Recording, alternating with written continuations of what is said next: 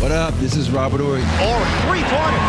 Buries it. You might know me as Big Shot Bob. To Horry for three. Oh, unbelievable. This guy is off the charts. What's going on, Big Shot Bob? Robert Horry from downtown. Well, it's holiday week. That's what's going on.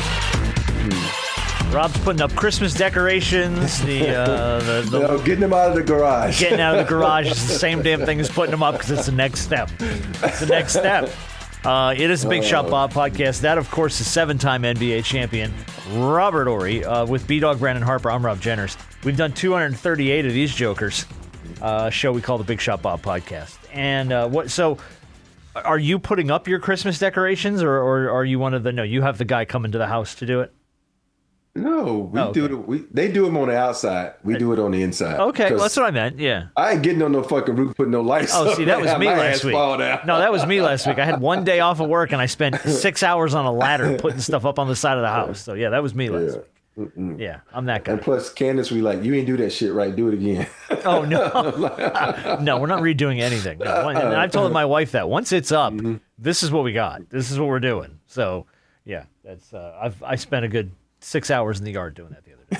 And I didn't see you as the guy on the ladder though. So I just, no. Yeah. I think, and I think I recognize this with my mom as well. Like, I love Christmas. Christmas is the best time of the year. Obviously, the nostalgic feeling and how it felt when I was younger made it even better.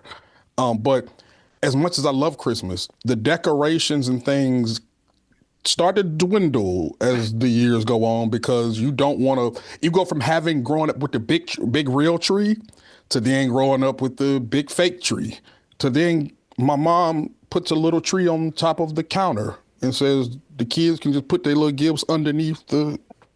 Yeah. She didn't even put up a big tree anymore? Well, we have one. We don't put it up. We hadn't put it up she hadn't put it up the last couple of years. Oh man. So, because y'all little badass kids don't appreciate it. That's why. No, it's just what it is that it's a tree that she has that it's a nice size and it sits on like a counter thing in the room downstairs, and it's like still a nice size, but it's just less work. Yeah, I get it. It's just because with the other stuff, you got to vacuum. Even with the fake tree, you got stuff everywhere. You got to vacuum after. But are you the youngest of the siblings? No, I'm the oldest. It's just me and my brother. Just you and your brother. Okay, your brother's younger. Okay. Yeah, he's across the country. There's no grandkids or any of that stuff, or nieces and nephews, or no grandkids so that I know of. This makes sense for your house. Then. No. She has niece. She does have a niece and a nephew. Okay. But they do their own thing. Right, but that's what I'm saying. I get why at that point there's no point in putting up the big tree and all that stuff. Like, my daughter's 13. Right. I got a 2-month-old grandbaby who's doing her first Christmas. So and even the kids, the boys are in their 20s still, but like everyone wants the big Christmas experience. So I can't, I'm not going to hit an age for quite a while where I'm going to be able to cop out on Christmas and be like top of it. Yeah, are you there, Rob? Why are you? Is that where you? I was. Oh, you! But you got a grandfather. Once you're out, they pull you back in. The grandkids are across country. They ain't coming here. Oh, true. Okay. So then start dialing it down. But he has a wife. That's the thing. He got a wife. Yeah, he got a wife. She loves. My wife loves the holidays. And for me, the holidays have always been because you think about it, playing basketball at a young age. They always let's have a basketball tournament on this Christmas. Let's have it on Thanksgiving. The two major holidays. You're playing basketball, so Christmas it hasn't lost its luster, but it was like, oh man, I got to go fucking play a game. So it never meant the same as a little kid waking up. Because you wake up in early morning with your kids and like, okay, I got to go take a nap because I got a game coming up at 1:00. Yeah. How many times taking out you being a Laker? Because Lakers play at Christmas. How many times did you play on Christmas when you weren't a Laker? I think twice in Houston, and both were on the road. And they were both Phoenix for some reason. Your favorite city? Yeah. And then what a place to be on Christmas too. And like 3 times when I was in San Antonio because we were good. The good teams always play on Christmas. Of course. Yeah, of course. Yeah. Well, except if you're the Lakers, because sometimes that Laker brand just puts you on. Because there have been a couple of years where the Lakers were absolutely terrible and they played on Christmas. They had Kobe.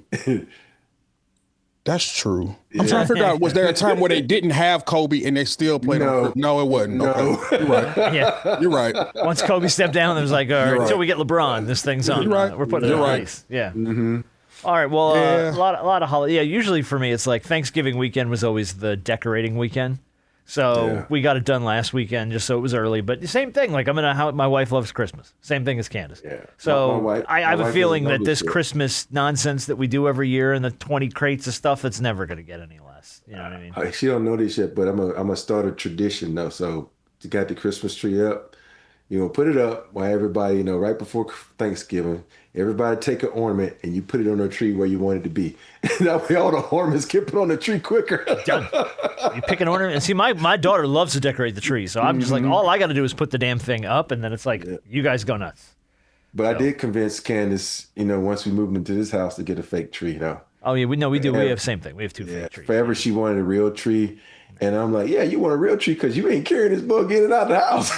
Yeah. And you're not sweeping up the pine needles and vacuuming and all the other crap that comes with the real. Yeah, hey, I will say this, though.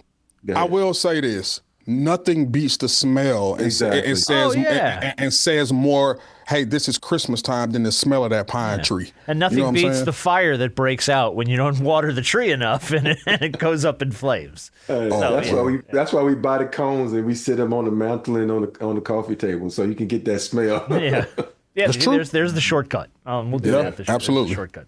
Well, like you brought up the Lakers. Have you been working, man? Like, what's your work schedule been like now that you're back from China, by the way? Yeah, I got to see the almost collapse. The almost collapse. Yeah, I had to work that the Jazz game. The Jazz game. Mm-hmm. So that's the last game I work. I got to watch. I'm thinking about having the NBA package. You get to watch, a lot of games and I try to keep up more now than I normally do. Okay, good. Look, they're 12-4. Luka had 33 and 11 the other night against the Jazz. They managed to squeak that one out. Fourth consecutive win. LeBron's back in the lineup. He had 17 points in his second game back. The Lakers, by the way, for the sake of it, lead the league in field goal percentage. They're shooting just shy of 51%. They're shooting 62 when no other team has cracked 60% from the field, and their effective field goal percentage ranks fourth, despite being the fifth worst three-point shooting team by percentage.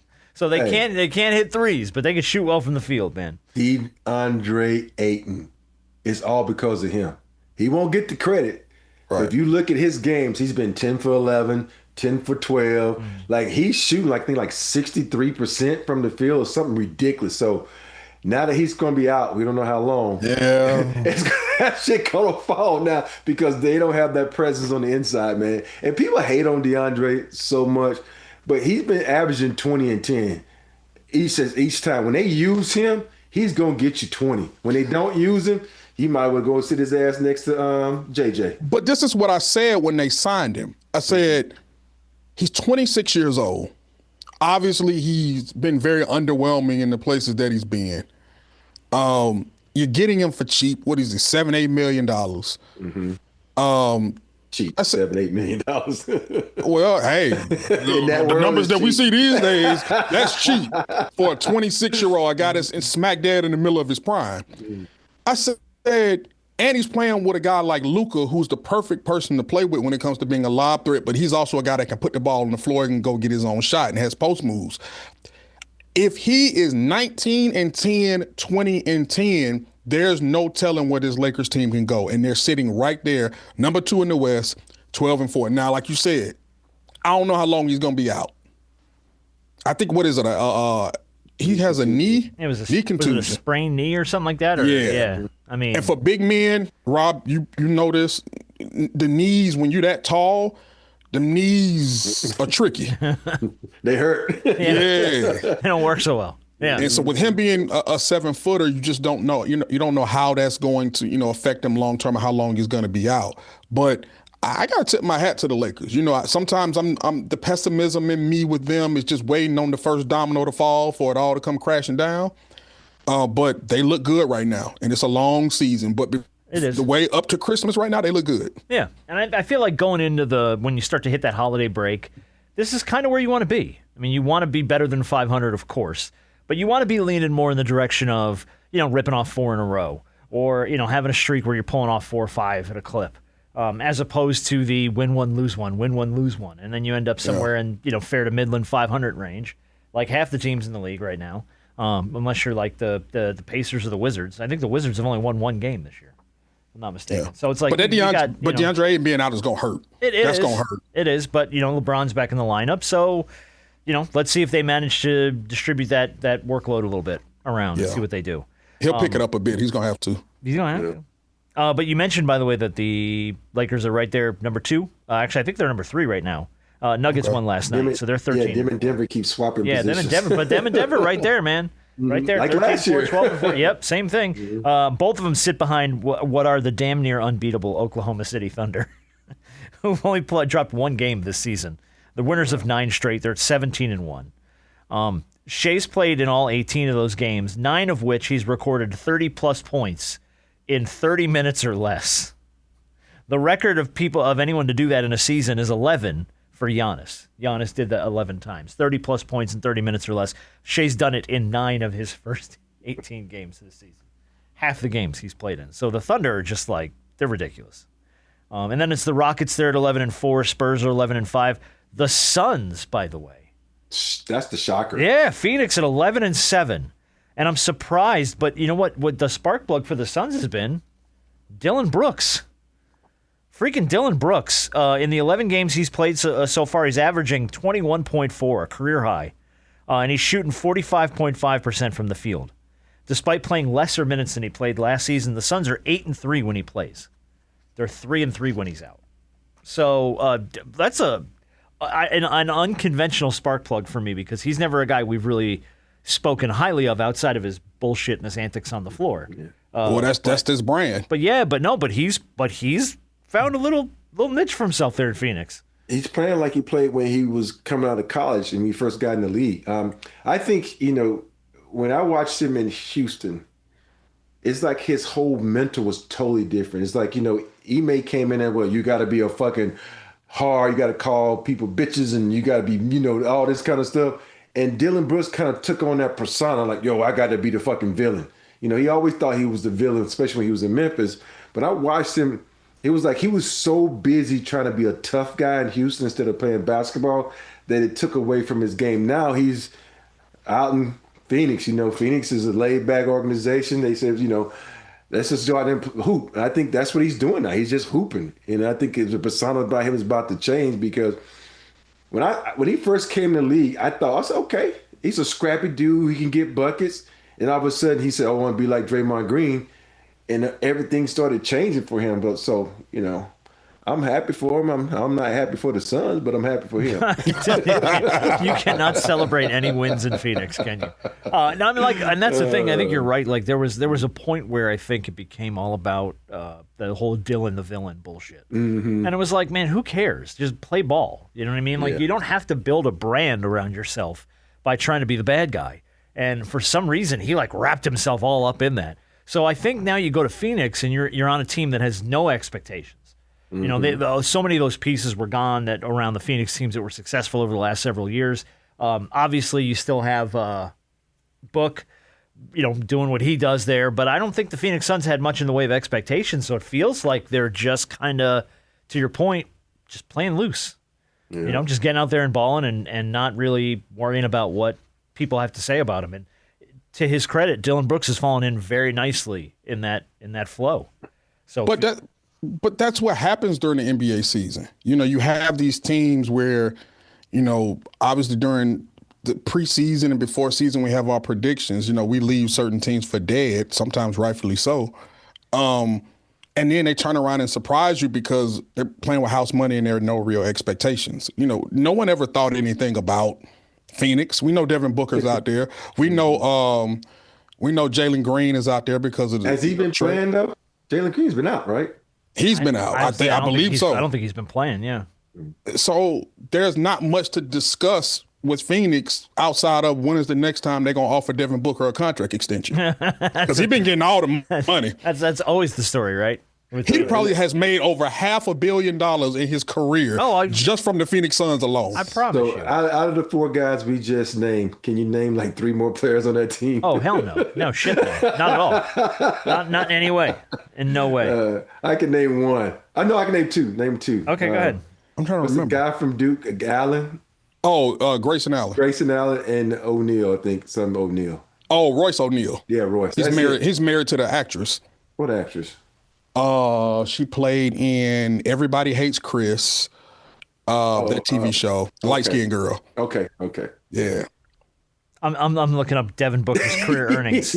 I'm trying to see what his career earnings have been so far. 133 million to date. Oh, that's it. I was off. Yeah, you were a little bit off there. But he's got he's averaging 66 million right now. Wait a minute. Okay. That was a 2-year, $133 million deal. What am I talking about? I was going to say, hold on. That was a 2-year, $133 million deal. He's making 64 this year. Yeah, but it's a couple of them deals. He's making 69 next year. I wonder what his career earnings are. Yeah, that's what I'm trying to find. All right, let me see. It's got to be at least 300. Devin Booker career earnings. Let's see what. How about 215.8 through the 2024 season? Yeah. Okay. His future contracts are estimated to bring him to $520 million. Yeah. If you count all his future contracts. So, you're right. Yeah, forget the endorsements. The Phoenix Suns, he is their organization. Their goal he's is their to keep brand him right now. Yeah, he's their brand. He's their brand, 100%. I mean, absolutely. You saw it when everything went down with Phoenix, and they were willing to move anybody and everybody except for Devin Booker. They were never going to touch him, and we knew that. We talked about it. Switch to the other side in the East. Talk about playing with house money. Last year, I don't think anybody saw the Pistons doing what the Pistons did, and they're back in it again now. They've ripped off 13 straight. Won again. Them boys so tough. Man, boy. this is the longest streak the Pistons have had since the 2004 season, which by the year is the season, the year I should say that they won the NBA title. They're sitting at 15-2. That's when they beat the Lakers, right? Was it the Lakers in What year? 2004. Yeah, it was 04. Was it 04 the Lakers? Okay. Yeah, that was. There you go. Yeah. That's the first time I was somewhere sitting down saying, aha. You and Because that's the first year they got rid of me. Rob was throwing salt everywhere. I wasn't throwing salt. I was just saying, aha. sounds like salt. Sounds like high cholesterol. Yep. It does. There's a show title this week. Sounds like high cholesterol. People are like, what the hell are they talking about? It's a Thanksgiving episode. It works. It's themed. By the way, hello in the Eastern Conference rankings to Brandon Ingram and the Toronto Raptors, who have ripped off 8 straight. And they're at 13. Face of the league. The 13. Well, Scotty Barnes is the face of the league. We know that. But BI, dude, playing really well for Toronto. It's at 13-5, and that's another team that I had zero expectation for. And I saw them on people's preseason lists and was like, what are they seeing in the Raptors that I'm not seeing? And here they are. I think they're right now, if I'm not mistaken, they're second place in the East right now. That's crazy. And I didn't have them on my list at all. I didn't think I had them in a play-in team. Because I think we didn't have them that high because we thought so highly of guys like Cleveland, New York, who are struggling. Well, they're okay. I mean, the Cavs are right behind them at 12-7. The Heat are at 11-6. By the way, the Heat are freaking 11-6. The Knicks are at 10-6. Tyler Hero back too, and they just got Tyler Hero back last night. The Knicks are at 10-6. The Hawks are 11-7. So that's kind of the top of the East there. But I know one thing. I may not keep up with the Raptors a lot, but I know one thing: the Hawks can't never beat them. That's the one team that the Hawks just cannot. There's some teams just have kryptonite, man, and that's one of them. I don't care whether it's here on U.S. soil or it's in Canada. They cannot beat the Raptors. The Raptors have them figured out. You know why? Because when you think about both teams, they're young, tall, and athletic. Mm-hmm. But when you look at the Raptors team, they're a little bit more talented than the Hawks team. So there's certain matchups because, when you was talking about how the Hawks are so tall, if you look at the Raptors, they right there behind them. They play a lot of size and length too, and a lot of athleticism. So I was looking like, okay. And there's a little bit, even though the Raptors are young, they're a more veteran-led team. Yeah. Like BI is young, but BI is also a veteran. Like he's more of a veteran than a lot of the guys on the Hawks are. Like I said, the third youngest team in basketball when it comes to average age. So. But the fact that they're 11-7 right there in the mix of everything, look, without trade, like we talked about in the past, shout out to the Hawks. Where do you want to be? I mean, shout out to the Heat too, by the way, because I think most of us, I think I had the Heat as like a low play-in team. But Norman Powell for them, man, he's been a huge part of their success, dude. You know, Ballmer is pissed that they let him move because in his first 14 games this season, he's averaging 25.4, 50% from the field, about 4 rebounds, shooting 46% from 3, couple assists, 88% from the line. In 8 games, he's had 25-plus points in his first 14. So I mean, like he's been a force, dude, for them. I know it probably boiled down, there's probably some inside stuff, maybe like contract and money where the Clippers didn't want to pay him. I mean, obviously it had to be. You're paying 2 other guys that, you're paying Harden and Kawhi. Yeah. Yeah. But you don't get rid of that guy, man. He should have been an all-star last year. He was your only shining star last night. He was only the bright moment in your system last year, and you get rid of him? I'm like, come on, man. You get rid of the Cali guy, UCLA guy, and you send him down to Miami. Well, he's just killing it right now. I guarantee he probably on the All-Star team this year. He's got to be. If he keeps playing like this, he should be. Yeah. I mean, like you're right. We talked about it last year. He got snubbed from the All-Star team. He absolutely should have made the All-Star team last year. But I mean, the Clippers haven't been able to figure it out. They've been. I mean, and Harden played like Harden has his nights. He had a night the other night where he had like 60-something points or something. What the hell? I wrote it down. Yeah, he had 55. 55 is what it was. So he by scoring 55 the other night, he holds the franchise scoring record for 2 different franchises now. The Houston Rockets, where he owns the record at 61, and now the Clippers at 55. No player in NBA history has ever held the record for 2 different teams at the same time until now. So James Harden, congratulations, but the Clippers can't put it together. Yeah, I mean, like you could have Harden have those nights all he wants, man. They're just not. They're not finding a way to get it done. So they got a long way. We see how they play tonight and see how they match up. Yeah. It's what I didn't realize, B, and you might have. What's that? The Lakers are a young team. You take LeBron off the team, the Lakers are one top 5 youngest teams in the league. Because Luka's 29. Nah, Luka got to be like 27. 27? 26, 27. Everybody's like 28 and under. Yeah, DeAndre's 26. Yeah. AR has to be 26, 27. Yeah. Mm-hmm. Rui probably is 28, 29. Yeah, Luka's 26. Yeah, I mean, obviously Marcus Smart is in his 30s. Early 30s. LeBron wrecks the curve, though, man. He just does. Yeah. You get LeBron in that lineup, all of a sudden that curve just. But think about it, he twice aged everybody on the team. But here's the thing, though. LeBron is. I mean, the Lakers have the exception and not the rule. Hey. It's just what it is. That's the exception and not the rule. It is. It's so funny. LeBron.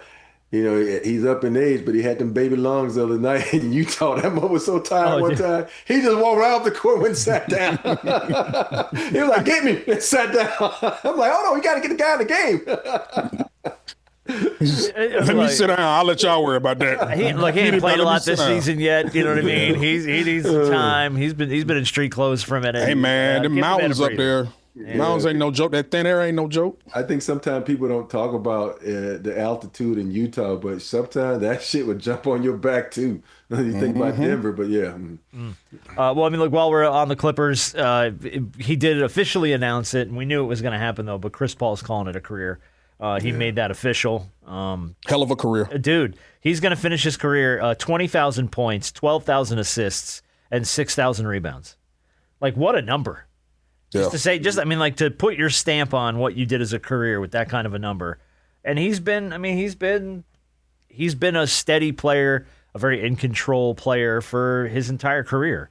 And, I think we knew that this was happening, but now everybody gets to kind of do their official farewell to Chris Paul. Like he could check in one final time in wherever the hell he was the other night, Charlotte or wherever they played. So he's getting his opportunities to check in and do his little final wave to the crowd and that whole deal. I think that was great because he played right there in North Carolina, and he's from North Carolina. Yeah. So that was awesome. Yeah. So. And another thing to add to his legacy is what he's done for the, being the NBA PA president.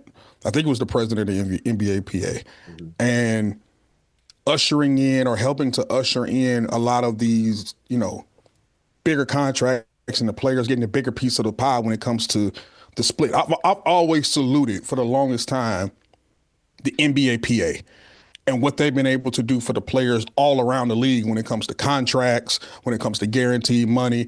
I always say that they're the pinnacle, and they're what these other players associations need to look up to, especially the NFL, because they're on the complete opposite side of things. And I know the WNBA is trying to really flex their muscle. The WNBA PA is trying to flex their muscle and get what they deserve as well. So shout out to Chris Paul, not just what he's done on the floor, but what he's done for many players off the floor as well when it comes to their pockets. Yeah, and let's not forget what he did for the HBCUs, Yeah, absolutely.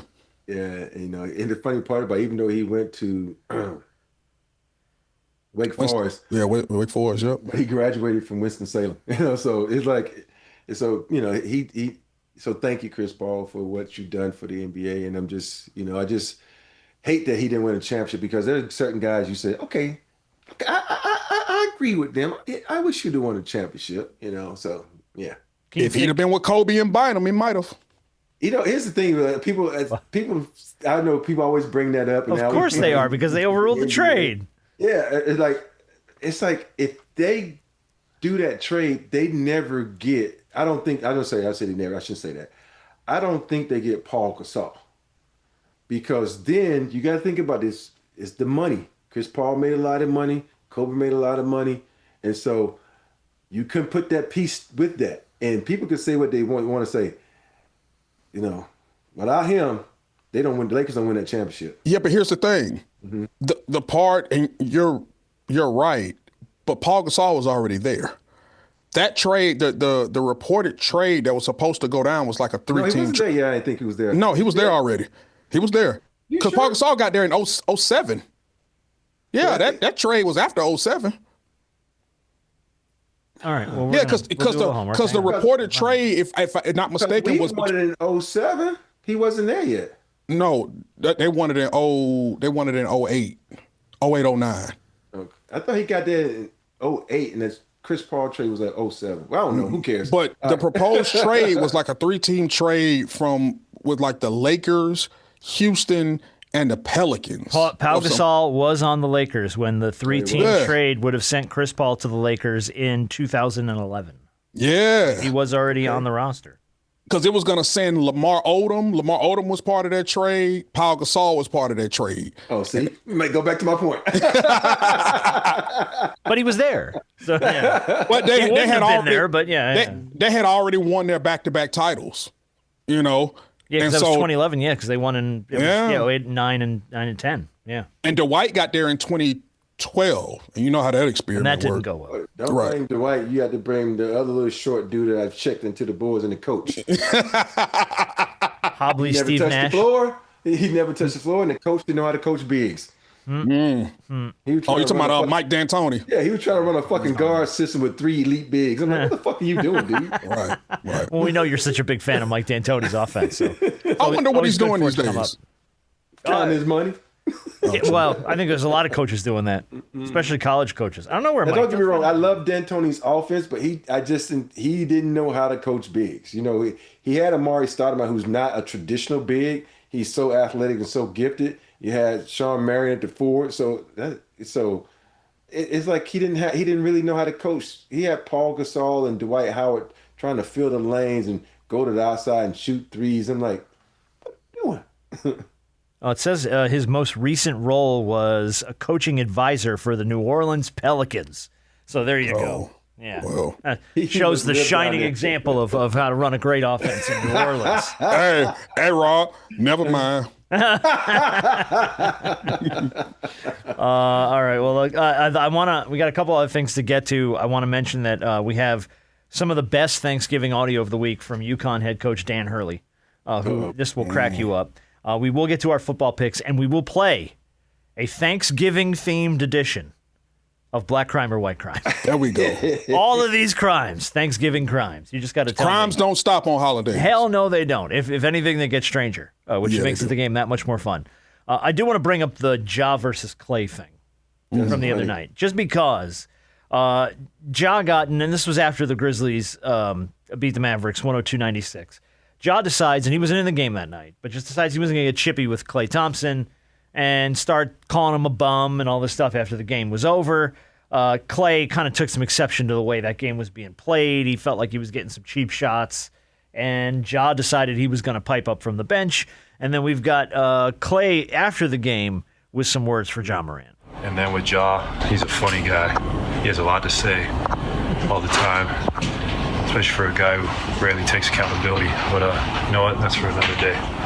He's been running his mouth for a long time, and it's funny to run your mouth when you're on the bench. It's kind of the story of his career so far, just leaving us wanting more. You know, we all want to see him out there and do his best, but he's just been letting a lot of other stuff get in the way of that. And we need that in the NBA. We need our best players to be out there. And when you're a star, it comes with a great responsibility. And I hate to see that go to waste. I love the subtle burns from Klay. Yeah. Like he's not being an ass and he's not getting loud, but he's like, man, I hate to see a guy waste talent like that. Like, that's the most respectful slap in the face I've ever seen. Like, hit me on the right side. Hold on. Did you just slap me? No, I didn't slap you. I'm going to shake your hand with one hand and just smack you with the other one. That's exactly what that was. Yeah. Hey, what was the movie Major League where, hey, we won the world championship, and he knocks him out? And he hits his ass. Yeah, and then he picks him up and hugs him again. Yeah, because Charlie Sheen slept with his wife. Yeah, exactly. Yeah, that's a fact. Yep. But hey, like, man. It's I don't know, man. Like, I don't know what to make of it. Like, look, we know Klay Thompson isn't the Klay Thompson of NBA lore. You know what I mean? Mm-hmm. Like, that's not who he is anymore. And that's not being mean or I think taking a shot at him. It's just not who he is. And why is Ja Morant deciding to run his mouth when he's not even in the game? Because it just paints him in a really bad light. Yeah, for me, it's like Klay. I tip my hat to Klay. Let me just say this: if someone come off the bench and put their finger in my face like he did. Oh, yeah, he was pointing at him and chirping at him. There ain't a fucking security guard, maybe a couple. I would have went at his ass so quick. And like, let me see how street and how hood you really are. Let me put these hands on you. So I think, Klay, he handles everything very respectful. I've always been a huge fan of Klay, and I love the way he handled that. And so, some guys just like to chirp, man. That's all they do. And that's what Ja likes to do. But he doesn't have his bodyguards with him anymore. All his bodyguards are gone. So I think he better watch his chirping when he start to play again. Yeah, everything that Klay said, he has a right to say. He's a Hall of Famer. Mm-hmm. He's one of the 3 greatest shooters of all time. Wherever you want to place him, that's a debate for another time. He's a 4-time NBA champion. Has he looked like hot garbage recently? Absolutely. But you know what? It is what it is because he's been there, done that multiple times and got multiple rings and T-shirts for him. Mm-hmm. Whereas with Ja Morant, a lot of what we know him for is off the court antics. As talented as he is, very talented and still young, we know him more for what he's been doing off the court. So when you want to get off the bench, you're not even in the game, dog. You're gonna point at somebody in their face, at least have a jersey on. Yeah. At least be in the game. But you coming off the bench like you a big dog and want to point at somebody this is how it's gonna be. And I think as disappointing as it is for me to see Ja to be like this, it's hey man, your name is not. It's not carrying the way that it needs to be carried because people are only going to remember you for BS like this. Yeah. I think with Klay, and this is like all the players that was like on a certain pedestal. I think we expect them to always be on that pedestal. We look at way Kobe played, LeBron played, MJ played. I was just gonna say, I think LeBron ruined that for a lot of people. Yeah, you know what I mean. And so now when you take Klay, you think about it, if Klay doesn't ever have those major injuries, will he be where he is now? I don't think so. I think he'd be a lot better. So I think when it comes to him, you have to give him praise for him still being able to play. Because he's still better than I think about maybe 1/4 of the league, even though but we expect we measure him on his stick from when he played with the Golden State Warriors, and he's not there. And so I just think that, when people look at it like, oh, you ain't averaging 25 points anymore, huh? So yeah, he's still better than a quarter of the league, man. Yeah, and John Morant, hard to call a guy a bum who's got 4 title rings. Man's got 4 rings, and you're calling him a bum. Maybe take a step back I like when he would have said MJ when he was in Washington, you're a bum. Yeah, greatest player probably to ever lace him up. What a bum! Yeah, bro, you gotta mind yourself. Like, just because a dude ain't who he used to be, that doesn't mean you forget who he used to be. Right, but that's to Rob's point. You know what I mean? Like you hold him to that standard forever because that's how you know him.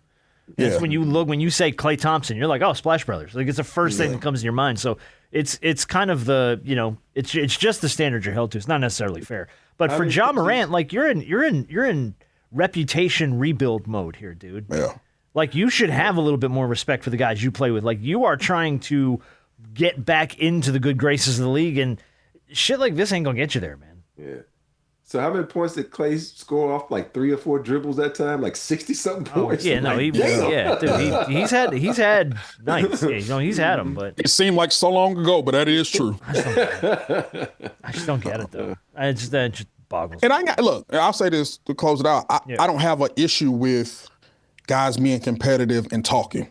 Y'all are all in the league, whatnot. But I think there's a fine line between doing that and then also having respect for guys who have been to the place that you want to get to multiple times over. Right. And I don't mean no offense to John Morant though. I don't see him getting there anytime soon.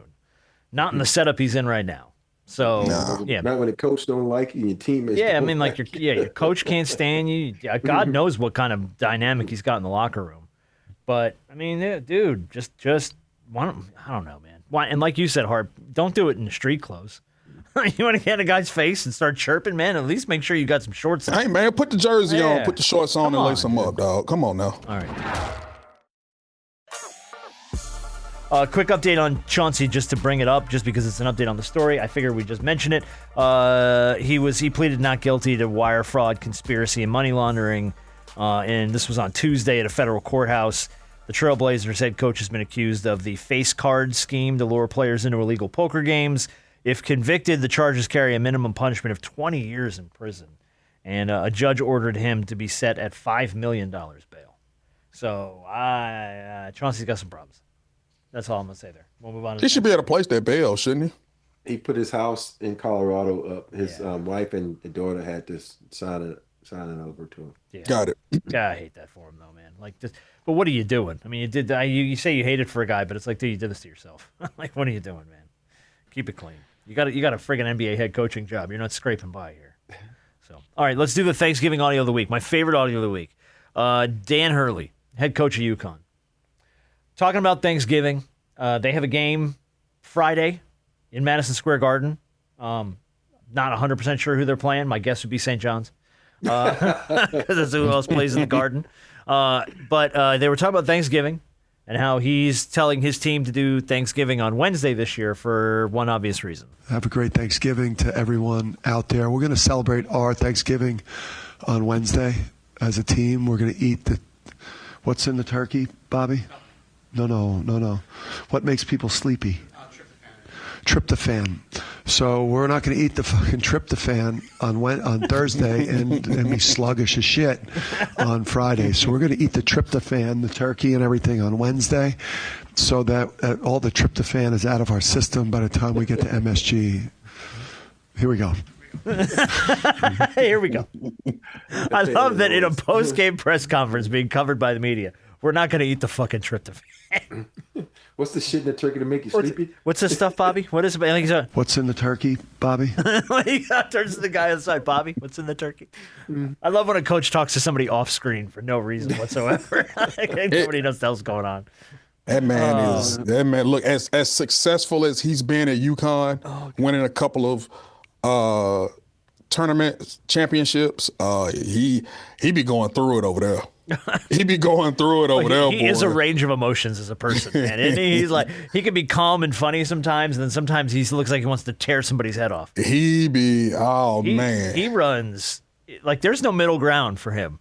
He's either cool and funny, or like he's running 1,000 degrees hot. Like there's very little middle ground. He was almost a Laker head coach. He was. Well, he was in that conversation for. He was in that conversation. Yeah, telling LeBron not eat the fucking tryptophan. LeBron. It's a little different when you're dealing with grown men. Get off it, man. Yeah. All right, let's do our college football picks this week, and we got a bunch of games to pick this. Looks like a new person in the league. Okay, so we're gonna skip this part. Let's go ahead and move past that. Let's talk quickly about Mike Norvell. FSU announced they're keeping Mike Norvell for another season, very clearly because they cannot afford to buy him out. Because there is just no reason to keep this man. He went 3-6 in 2020, then 5-7, and then here we go. 2022 he went 10-3. Yeah. 2023 went 13-1, and then 2024 the wheels fell off. They went 2-10, and they're 5-5 right now. They got to beat Florida this weekend to even become bowl eligible. Yeah, and I mean, if you're FSU, you want out of that contract worse than anything in the world, but you can't afford it. So, and then not only do you want out of that contract, and you obviously they're not going to be able to do it at least right now, but then you got to figure out where you go. What's out there? Oh, there's lots of coaching positions open. So who the hell knows what kind of coaches are out there? Chip Kelly's just got let go from the Vegas Raiders, I think. So yeah, it's offensive coordinator. But somebody's going to be looking for Chip Kelly to rejuvenate their program? Question mark. Maybe. No. How about Franklin saying, "Fuck it, I'm going high. I'm going to jump right back into it. Let's go." Like, damn. You know who's happy about that? Penn State. Exactly. Helen from Human Resources is like, according to this job interview, you just got hired. We ain't got to pay you your buyout. But here's the question, though. They have to pay the amount that, he's making $20 million, he makes $10 million here. They only have to pay $10 million, right? Yeah, I think that's right. Yeah. So you know what I'd have did? I'd have signed a contract. Oh, this year I'm only making $1 million, and next year $2 million. I'm like, I'm gonna stick it to you, motherfuckers. You gonna make y'all me gonna sign pay somewhere me? else? Yeah. Virginia Tech's gonna catch a discount for a couple of years on me. Yeah. I'm gonna make my last year like. We're gonna prorate my contract like Shohei Ohtani. Pay me after the fact. Yeah. Exactly. That's what I did. Look, getting money from two different places is never a bad thing. No, and college football coaches are pros. Just ask Michael Finley. Oh well, he's there you go. He got paid a couple ways, but Michael Finley was the highest paid player in the NBA at one point. I always think of Jimbo. Good old Jimbo Fisher was getting paid from Florida State, paid from Texas A&M. Like, dude, that man had money coming 3 different ways. And we should. I mean, obviously there are a lot of rumors out there, but obviously officially we'll get the Lane Kiffin news. They say after the Egg Bowl. Yeah. After the Ole Miss Mississippi State to me game. means he's going somewhere. He's not going to stay. He's going to Florida. Is that what you think? I think he's going to Florida. Okay. Rob, any guesses or no? You know what? We had this conversation the other day with some friends, and I'm like, Lane Kiffin is kind of an asshole in a good way. And you think about assholes. Which university is more like the asshole-ish kind of university? That would be LSU. LSU. So I think he'd go to LSU because his cockiness and the way he just is as a coach, I think it fits LSU more. And so, and think about it. LSU has even though the history of Florida is great, I just something about the LSU history and the players they put in the NFL. I think he goes to LSU. Okay, I'm with Harper. I think he's probably going to end up at Florida. I think Florida because of DJ Lagway and the quarterback. I want to see what he could do with a guy like that. Talented, hasn't really measured up to much, but to see what he could do with a guy who's mobile and talented like he is. You know what's funny though? Forget this. Sorry to interrupt, but the guy at LSU is the same way but younger. Nussmeier? Nobody knows about. No. Oh no, the kid. The kid behind him. Back up. Yeah. Mm-hmm. Shit, I can't remember his name. I know who you're talking about though. Yeah. Well, I mean, and the thing that's weird to me though with the Kiffin thing is that okay, so you're gonna either it's LSU or if it's Florida if he leaves. Mm-hmm. Are either of those a step up from Ole Miss in the sense that no, hold on, in the sense that okay, stop. Ole Miss is playing for a playoff spot right now. You're right. Florida is fair to Midland at best and has not been good in a minute. LSU has their ups and downs. They have flashes of brilliance. I don't know how much of that's on the coach or how much of that's on recruiting, but he's built Ole Miss to a point where they are just a true playoff contender now. And he can turn that machine as long as he wants there and continue to keep them in the conversation. If you go to FSU, or I'm sorry, to Florida or to LSU, it's almost a restart in a lot of ways. Like, okay, you've got pieces, you've got talented players, But now you have to institute your system. You got to recruit your guys. You got to rebuild the way that you tried to build somewhere else in hopes to get back into contention in the SEC, where you already are in contention. You know what I mean? But like you're I leaving think a top position in the SEC to go to a lower position in the SEC. You're right. But the way things work now with recruiting and NIL, it may not take you long to be able to build something there. And I do think that Florida, look, this is no knock to Ole Miss, because what he's been able to do at Ole Miss is amazing. But when you look at LSU and Florida, I would think most people would think that the brands of those programs are bigger than Ole Miss. Yeah. And it comes down to the money. Historically, there's a report that LSU offered $90 million. But here's another thing. LSU has $20 million in NIL money. Okay. Florida has $15.8 million. Okay. So Lane Kiffin goes to LSU. Yeah, he's got money to spend. Oh shit, I'm going to LSU. I got Lane Kiffin and I got NIL money. So, I think, it's not about. I think with Lane, he done made plenty of money, right? I know some coaches and Lane has a big ass ego, but I think that's gonna make the difference, because you get Lane Kiffin in LSU with all that fucking NIL money. Shit, he's gonna go buy himself a nice little team now. Yeah. Yes, yes. I'm just saying. I mean, like, he's built a really good thing at Ole Miss. I don't know why he's in a rush to get out of there. I mean, his quarterback is the starting quarterback for the New York Giants. Like, you have NFL pedigree that you can show to guys in recruiting and go, hey, look, they wanted me to go to these other teams, and I stayed here for this reason. So, Ole Miss is like the Clippers of the SEC. Like, wow. Even though the Clippers are winning, they're in California. Wow. Nobody give a shit. You play in Inglewood, home of the Lakers. You play in the Staples. Yeah, you don't give a shit till you come in and roll somebody in the playoff, and then all of a sudden people start looking at you, though. Yeah, but then at the end of the day, you go home. You never win the chip. That's how he gonna be at Ole Miss. You gonna be the belle of the ball, but when it's time to go home with someone, you gonna be left in the ballroom. Rosie Palm and her five sisters. Exactly. No, do you know who I think is the Clippers of the SEC? Oh God, who? Auburn. Because you're in a state where, cool, you may be Auburn, but this is an Alabama state. This is Alabama's country, yeah. Yeah, but, but Auburn has won championships, though. They have. Cam Newton got to the promised land. Shit. Yeah. But they won shit. But I guess I was looking at it from a state standpoint. I got you. Yeah, I know what you're doing. I know what you're trying to do. Yeah, I got you. All right, well, we'll see what he decides to do, but who the hell knows at this point? I think he's just looking to be sexy. All right, let's talk about last week. Rob went 0-3. I went 0-3. Harp went 2-1. Well, I do what I do. So Harp's now a game up on me. Which hold on. Is bullshit. I'm about to start writing this shit down. I know I ain't over. Yeah, no, you and I both went over. We missed. Well, the truth hurts. We went big time.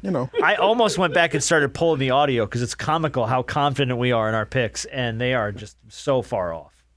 I'm trying to remember the one that stuck out, and I'll have to look at last week's. Probably the one Harp lost too. It's probably the Georgia Tech one. Well, we all lost Georgia Tech. We all lost Georgia Tech. I was at that game, boy. That was the one we all lost. No, it was somebody to keep it close, and they got blown out. I can't remember who it was. But you and I were both confident that someone was going to keep a game close, and they got cooked. They got cooked by somebody. Roasted. I'll start. Well, next season, I'll make sure I pull last week's results every week, so we can account for these. All right. So let's do. I got 5 games on the docket this week because it's rivalry week. It's rivalry week, so we got a lot of cool games to pick this weekend, and then we'll do Big Shot of the Week, and then we're going to play a Thanksgiving edition of Black Crime or White Crime. All right. Number 4, Georgia. At number 16, Georgia Tech. And it's not really a Georgia Tech home game. It's happening at the Benz in downtown Atlanta. Well, they're supposed to because there ain't but 2 lights down the street. Well, there's that. There's that.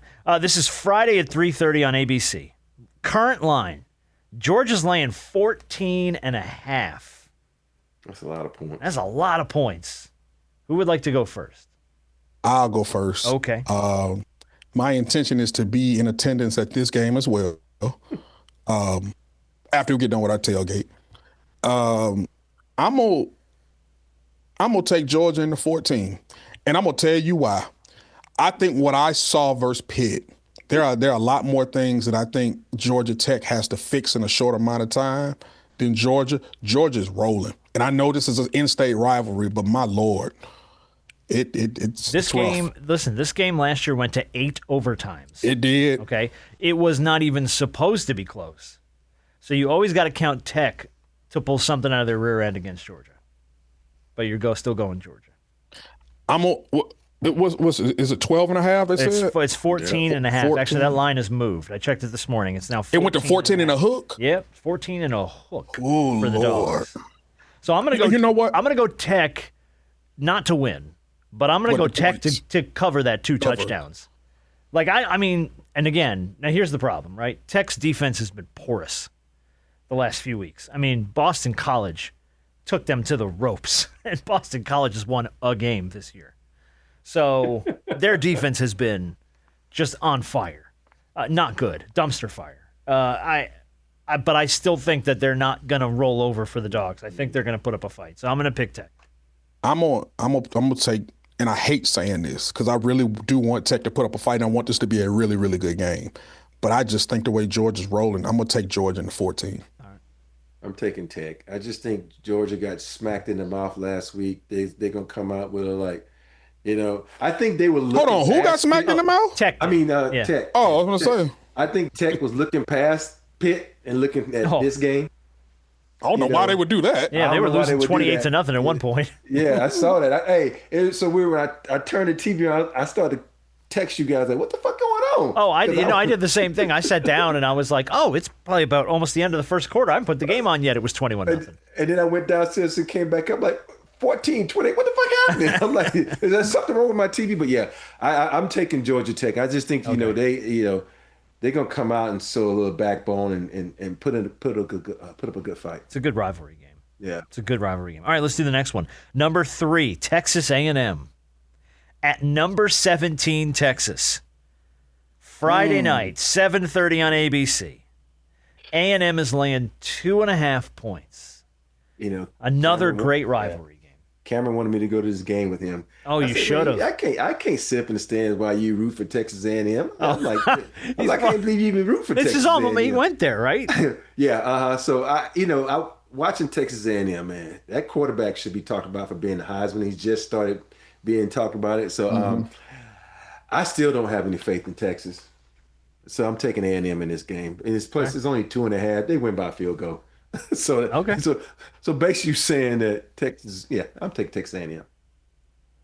I'm gonna take A&M as well. I think they close out the perfect season, or at least perfect regular season, and go undefeated.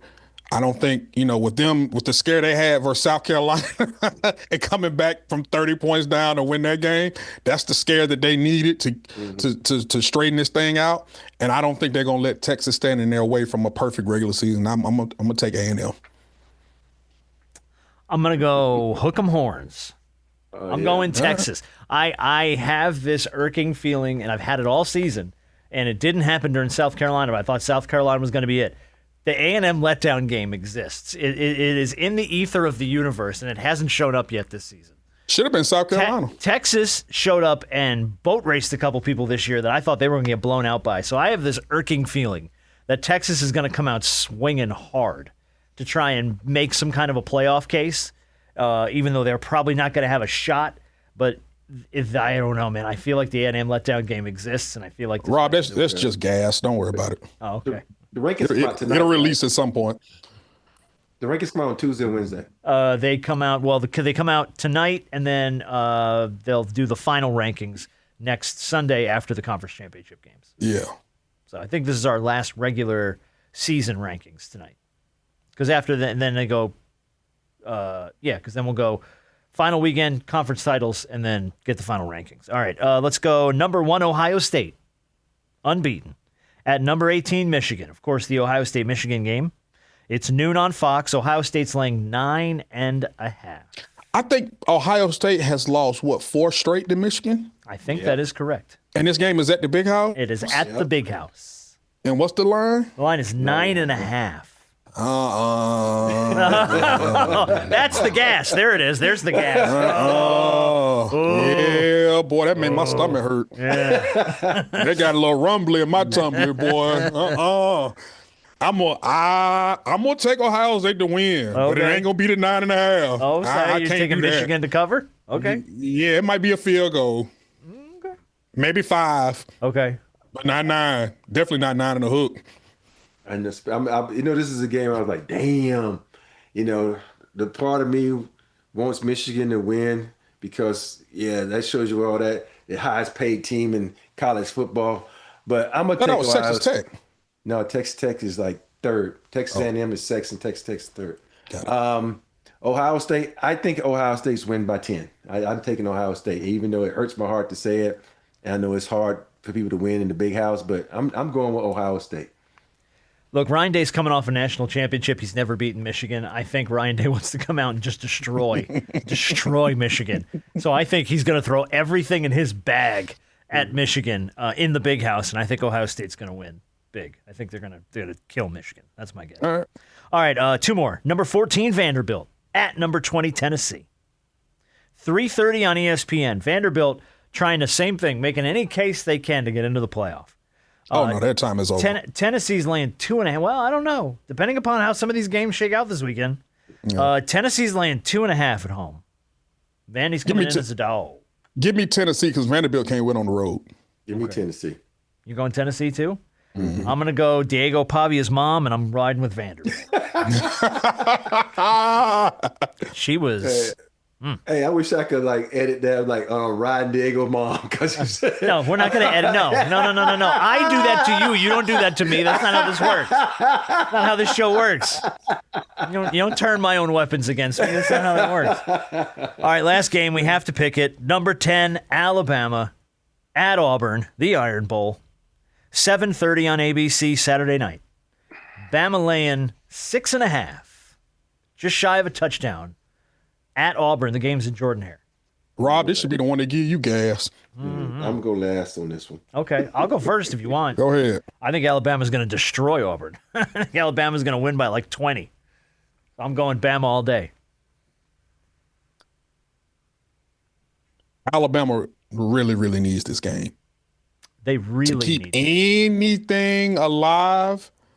They need this game. I think if they win, they advance to the SEC championship game, if I'm not mistaken. All they have to do is win this game. They? Yeah, I think that's the scenario because I think. Oh no, I think it's Texas A&M wins and they're in.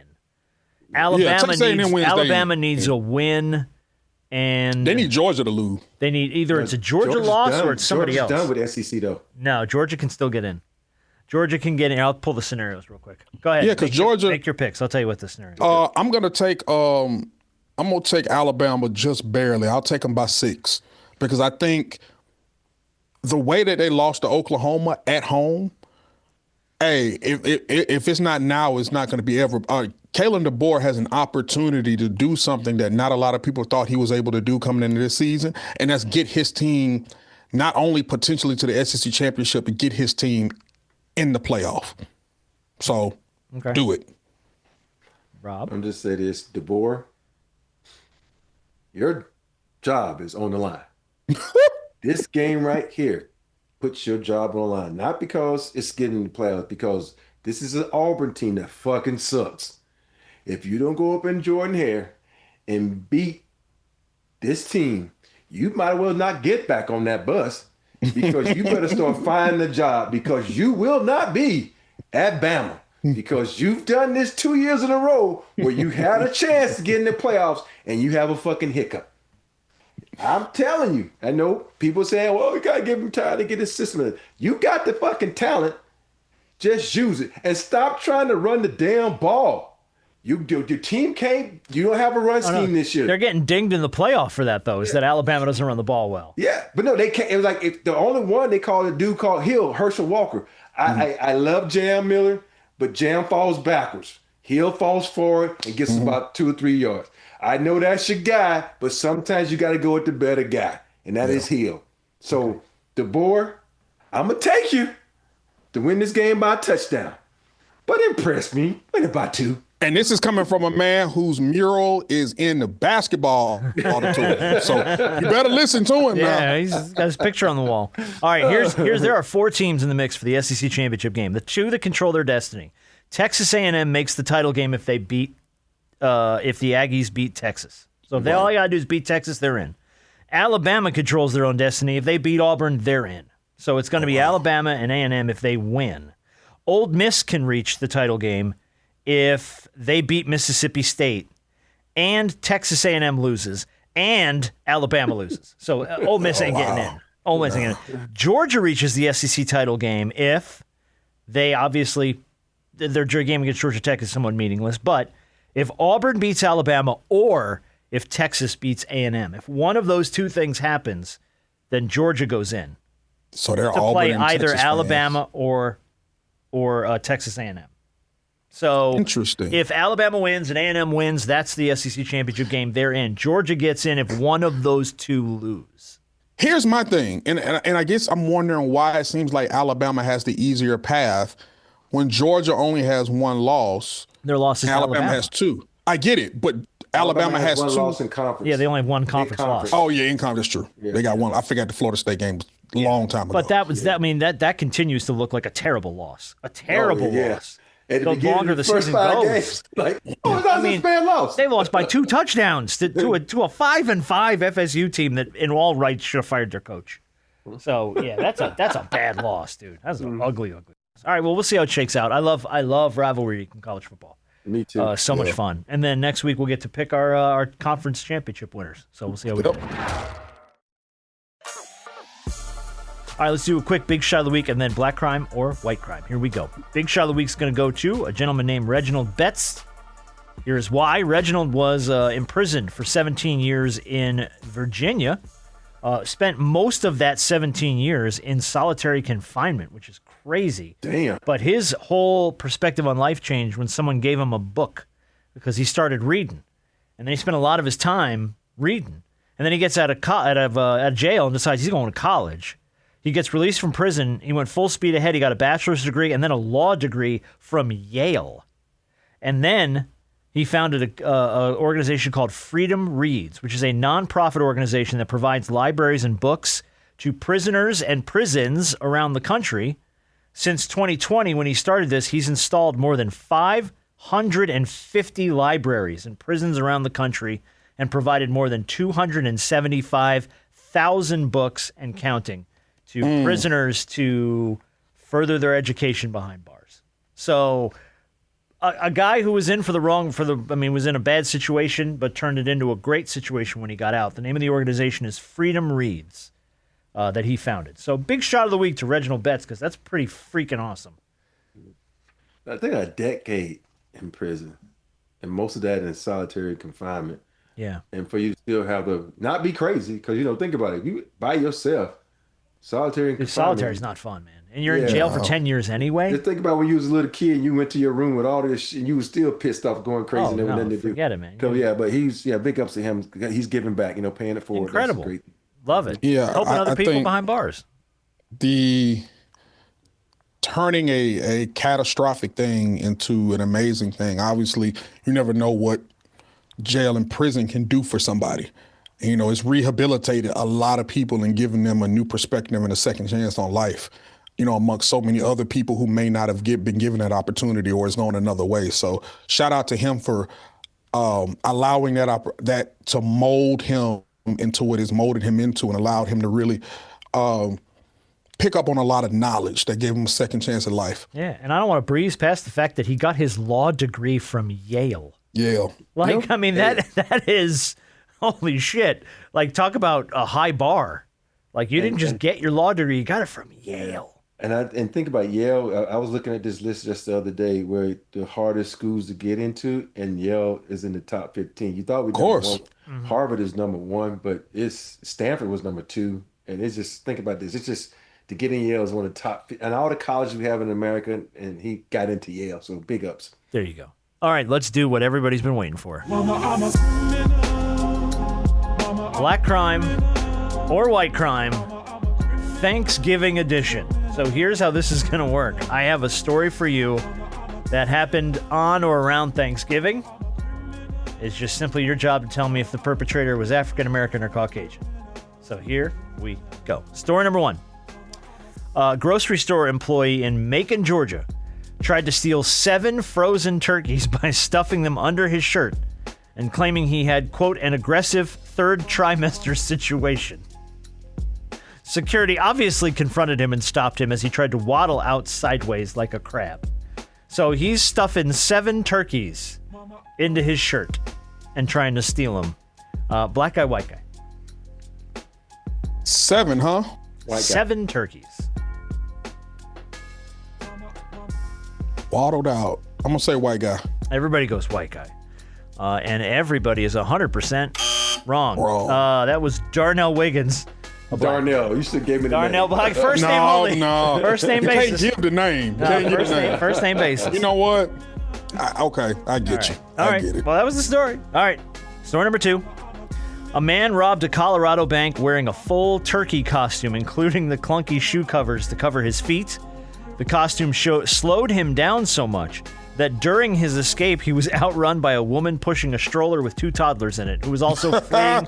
She was also fleeing from the scene as police were chasing him. They obviously caught him and arrested him. So, dude tries to rob a bank dressed like a turkey.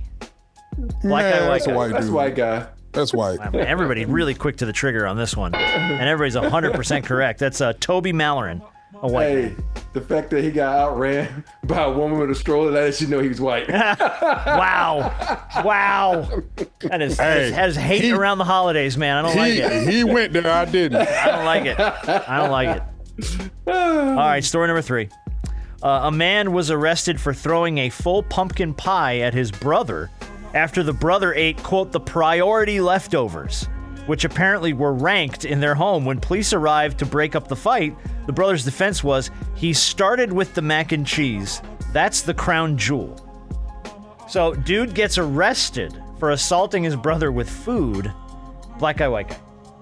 See, this is a little confusing because I was going to say the same thing. black folks don't do pumpkin pie traditionally. Okay. Because we usually do sweet potato pie. So the fact that it's still there kind of makes me think this is a black thing, especially when you start talking about the mac and cheese Mac at the and end. cheese That is is the crown jewel. Okay. So because of these context clues, I am going to, and the pumpkin pie is still there, I'm going to say it's a black crime. And matter of fact, I don't even know why the pumpkin pie is there in general, but it is. And It's a black crime. okay, there you go. See, if I knew what state this was in, then it'd be different. But I'm still going to white guy in the pumpkin pie. All right, Rob goes white guy. Harper goes black guy. The point goes to Robert Horry, Liam Duggar, a white man. Yeah, Liam Duggar. You know what? The fact that the pumpkin pie was even there. That should have been it, right? Because there ain't going to be no sweet potato pie left. It's all black folks. That's what I'm saying. But, okay, so we're not pumpkin pie people? No. Oh, okay. Pumpkin pie. Are we apple pie people or no? Hell no. Yeah. Oh, wow. Holy shit, that got aggressive. I love apple pie. I love apple pie, just not for Thanksgiving. I want sweet potato pie. Okay. Yeah, must be. I love apple pie, man. A nice slice of warm apple pie and some vanilla ice cream. Yes. That might be the whitest shit I've ever said. No, it's not, because I know a lot said no, it's black not. folks that love apple pie. He's like, you've said far whiter shit than that. Exactly. All right. Story number 4. A thief broke into a supermarket after closing and stole 30 frozen turkeys, but nothing else. Police said he left behind expensive whiskeys, electronics, and cash drawers. His only note that got left behind was, you can't put a price on family. And, I mean, so dude breaks into a grocery store, steals 30 frozen turkeys, does not take anything else.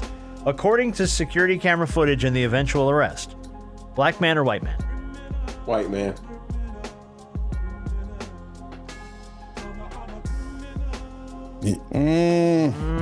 I'm gonna go white too. Everybody goes white guy, and everybody's wrong. No, this was Martin Freeman, a black man. I'm happy it was a black man. Why? Because she's just trying to feed his family, man. He ain't trying to be a criminal. He didn't take the expensive whiskey. He didn't take the cash. He's just trying to feed his family, man. Just trying to do. I mean, head down on his luck, just trying to feed his family. And I was, because he left. I thought you meant because he left a note behind. Okay, I got you. No, but I do love the whole. He's not trying to be a criminal. Just broke into a grocery store and stole a bunch of food. But he's not trying to be a criminal. Hey, he's just trying to feed his family, He's trying to man. feed his family. That's all he's trying to do. All right. Hard times in life. All right, story number 5. A man called 911 to demand police intervention because the store was, quote, out of the good cranberry sauce, the jiggly kind that leaves the ripples. He wanted officers to make them open the back so he could check. The officers did not. The man was not arrested, but he was asked to leave the store. White man or a black man? I'm gonna say black, because black people do like cranberry sauce. The kind with the kind. ripples. And I can only see a black man describing it like that, and then trying to make them open. Hey, man, go on back. Open the bag. They got to open the bag. Yeah. Hey, I agree with everything you just said, but I'm gonna go to the white guy on this one. All right, the point goes to Brandon Harper. Yeah, it was Dennis Mullen, a black man. Give me my cranberry sauce with the ripples kind. in it. The good kind with the ripples. Hey, you thinking about the whitest thing someone ever said? We was on the show the other night, and Geeter asked myself and Allie, "What's the one thing we want for Thanksgiving?" And guess what Allie said? Cranberry? No, it was like macaroni salad or something, or potato salad. What is the one thing we say is the whitest shit ever? I know. Green bean casserole. Oh, green bean casserole's delicious. Don't you do that shit. That's the whitest shit ever. Hey, that's the whitest. You don't eat a shit green bean casserole? Fuck no, I've never had one in my life. Get out of here. Shut up. I don't have nothing casserole at Thanksgiving. Oh, God, green bean casserole's delicious. Oh, you guys are out of your mind. I'm Team Allie on this 100%. Green bean casserole. Yeah, we know. That's some white folk shit. Green bean casserole all day. Good shit, man. You're out of your mind. All right. And everybody, all the black producers like, don't say it, Rob. Don't say it. White crime. Say it. All right. Story number 6. We got 2 to go here. A Thanksgiving family argument escalated when a woman threw a bag of turkey giblets at one of her relatives. The bag exploded on contact, sending small turkey parts across the dining room. She called the cops. Police were dispatched. No arrests were made. Woman who hauled off and threw a bag of turkey giblets at one of her relatives. Black woman, white woman. I'm going to say white. Okay. I don't know why, but I'm going to say white. I'm saying this was a mixed couple. The woman who threw it was black. The woman who got hit was white. No, so look at you. Black woman who threw it. Okay. You're saying black woman threw the turkey giblets. I'm going to say white. Harp saying white woman threw the turkey giblets. This was woman's name is Donna Hartwell. She's a white woman. She black. No, white Donna, woman. That could have gone other way. Okay. You jumped to conclusions. Donna Hartwell's a white woman. Threw a bag of turkey giblets. Good for her. Because I'm going to be honest with you. If you throw in at black folks, you're going to throw that. Ain't no police getting called. We're just going to you even whoop your ass. Yeah. You did with the empty it's sweet family. potato They pie don't pan. fight. It is what it is. Yeah. Okay. All right, last story. 2 men got into a road rage incident over having a turkey fryer strapped to the roof of his car like luggage. See, the problem was it caught in the wind. It turned like a wind turbine and was flapping behind his car. So the turkey fryer had fallen off the car, was hanging on for dear life. Dude behind him is beeping and swerving and screaming and trying to get his attention. So the guy pulls over, the other guy pulls over, and it turns into a fist fight. Neither guy was arrested. The man did get a ticket for trying to strap a turkey fryer to his roof. So the question here is, were both men black? Were both men white? Or was this an interracial black on white crime? Oh, this is a serious? You're asking this for real? Yes, there were 2 men involved. One guy had a turkey fryer strapped to his roof. The other guy tried to get him to pull over, and they got into a fist fight because they were freaking out at each other. Both black, both white, or interracial? Interracial. Okay. I'm gonna go interracial too, because that's my last path. Okay. You're both right. Mm-hmm. For a bonus point, guy who had the turkey fryer strapped to the roof of his car. Black guy, white guy. Black guy. Strapped to the roof of his car? That's what's caused the whole thing to begin with. It was strapped to the roof of the car. It came loose. It started to fall off. Dude behind him thought the turkey fryer was going to fall onto his car. They start beeping at each other and swerving. They both pull over, and it turns into a fist fight. I'm going to say the dude that strapped it to the roof of his car is black. So everybody. And then the other car is white. Okay, everybody goes black guy. And no, that's definitely some white people shit. Strapping stuff to the roof of a car that don't belong there? No, yeah, we're good at that. We're really good at that. Okay. I thought about that at the end, because black folks would have just strapped it in the trunk and held it. Yeah, and they just tied the trunk down trunk with a piece of rope or something. Yeah. You know what I mean? Like, just hang on to it. No, for You some trying to say reason, our trunks don't work? well, No, I'm just saying the trunk when it's too it ain't gonna big, fit. just- Obviously, it was on the roof because it didn't fit. Yeah. Oh, Yeah. I thought you just meant that our trunks just didn't work. Oh, is that what I meant? Okay. Yeah. That might be the whitest shit I've ever said. Okay, there you go.